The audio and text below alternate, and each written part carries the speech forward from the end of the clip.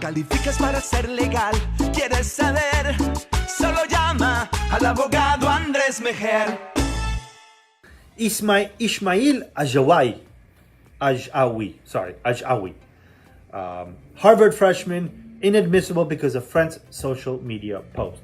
So Ismail, born in Lebanon, Palestinian descent, got a full scholarship to Harvard, applied for a student visa, was approved for that visa, boarded the plane, flew over to the United States, met a customs border official who reviewed his laptop, his phone. They looked at it for 5 hours. So this is a 12-hour flight.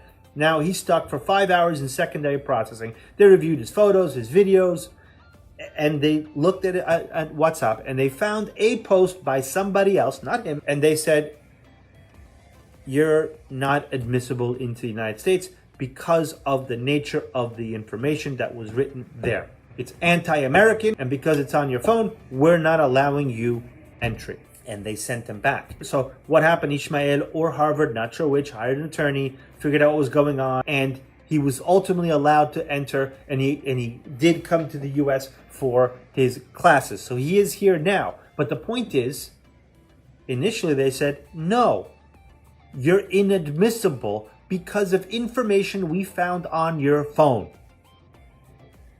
Don't lose sight of that. So if today you're applying for a tourist visa, you're applying for a green card, you're applying for a work visit, you're living outside the United States and you're coming to the U.S. for a reason, you're going through a consular process, through an embassy or a consulate. You're going to fill out an application either online or at the consulate, and it's going to ask you, give us all of your social media handles and give us all of the emails you've used for the past 5 years. They're going to take that information and they're going to review to see, is there something out there that gives them a reason to deny your petition. So today I'm only talking about 5 tips. 5 tips to help you protect yourself from, denying your immigration petition. Number 1, change your privacy settings to the most restrictive possible. Again, every social media platform has different settings, has different requirements. Make sure it's as most restrictive as possible. Number 2, don't accept friends that you don't know. Should be common, should be obvious, but it's not. You don't know, it's not about how many followers you get. If you don't know the person, you're better off not friending them or not accepting their friend request. 3, don't joke about committing any crimes in the U.S., about doing harm to the U.S., or involvement in any criminal activity, the stupidity of the government, or how you lied or cheated.